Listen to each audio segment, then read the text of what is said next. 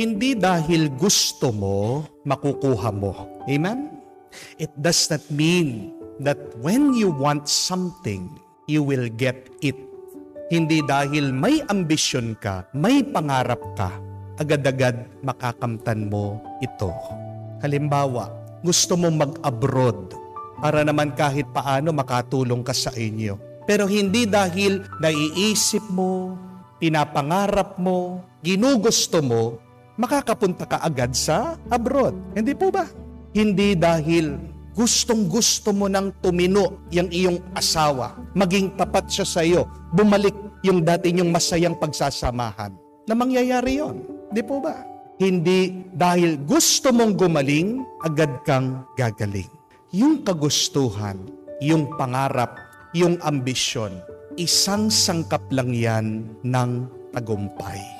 Tandaan niyo po, may 3 sangkap ang tagumpay. There are 3 ingredients in order to be successful in life. 1 is to have a wishbone. 2 is to have a backbone. 3 is to have a funny bone. Wishbone, ibig sabihin, yung iyong pinapanaginip, yung iyong pinapanalangin sa Diyos. Hindi masama ang magkaroon ng ambisyon. Hindi naman binawal ng ating Panginoon ang ambisyon nitong magkapatid na Zebedeo, James and John, na sila po ay umupo daw dito sa kanyang bandang kanan at kaliwa pag nandun na siya sa kanyang kaharian. Pero ano ang sabi ng ating Panginoon? Kaya nyo kaya? Matitiis nyo kaya? Dahil higit dun sa kagustuhan natin, kailangan pagtiyagaan natin. Kailangan maging matatag tayo. Kailangan magsumikap tayo. Kailangan pagpaguran natin yung ating kagustuhan. That is what having a backbone is. Kung meron kang gustong makuha, kailangan buhatin mo. Kailangan matatag ang iyong mga balikat. Matatag ang iyong buto. Dahil kung gusto mo lang ang isang bagay, pero hindi mo pinagpapaguran, nananaginip ka lang. Tandaan niyo po yan. You only have wishful thinking. You are only dreaming when you want something and yet you do not work for it. Having a backbone means you learn to persevere. You learn to be patient in suffering. At tandaan niyo, yung mga tunay na nagtsatsaga at marunong magpasensya sa gitna ng paghihirap, hapdi ng buhay, silang nagtatagumpay. That is the second ingredient to success. At si Santiago, ang apostol ng ating Panginoon, tandaan niyo po, siya ang unang nakakuha ng korona ng kabanalan dahil siya ang unang naging martir para sa ating Panginoon. Tiniis niya na patayin siya. Tiniis niya na pinahirapan siya. Hindi lang niya ginusto na malapit sa ating Panginoon, pinatunayan pa niya. The question is, can you prove that you really want it? Or is it just wishful thinking? Baka nananaginip ka lang. Pero kahit na naghihirap ka, pangatlong sangkap ng tagumpay, kailangan maging masaya ka din. You also need a funny bone.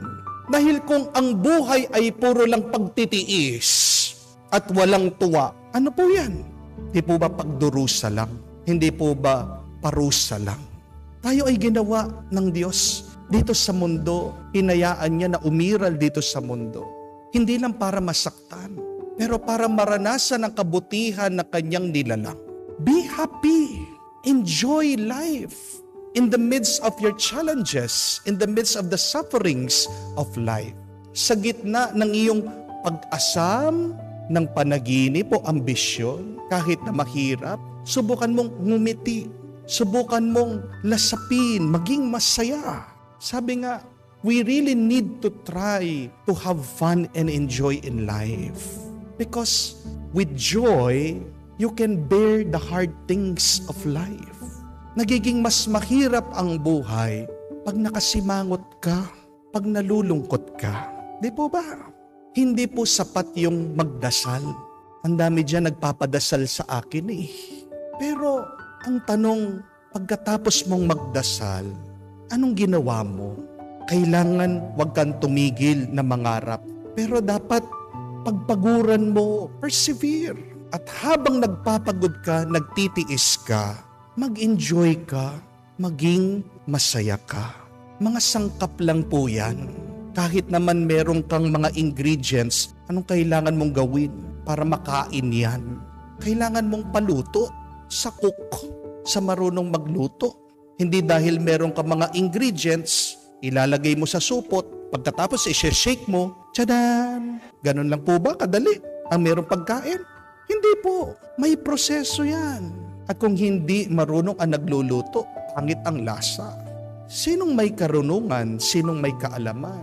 Para pagdugtudugtungin, para mahalo ng mabuti itong mga sangkap para sa tagumpay ng ating buhay. Ang Diyos na. Kaya nga, pagkatapos mong magkaroon ng pangarap, pagkatapos mong pagpaguran at masaya ka na ginagawa ito, huwag mong kalimutan na ipahawak mo naman sa Diyos. Because unless God blesses your dreams, your effort, your life, you will never be fruitful. You will never be successful.